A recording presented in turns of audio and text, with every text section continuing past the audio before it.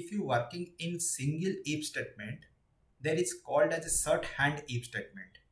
There is only one line of statement you have going to be executions, or you can put it on the same line as a if statement, that is called a shorthand if.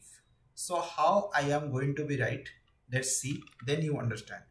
If x greater than 2 colon, then print it, print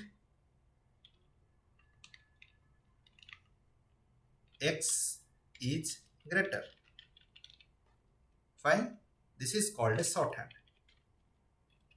So when you run it, you see x is greater. So this is called a shorthand if statement. Okay, so that is called a only single line conversion. Fine. So if you want to, this is the multi-line. But if you follow this rule, this is called a shorthand if statement. You can put it on the same line as the if statement. Okay, understand what is shorthand if statement? So if you have any doubt, go through the comment box and type there. Please like this video and click on the subscribe button and bell icon. When I am upload any future videos, you will get the notifications.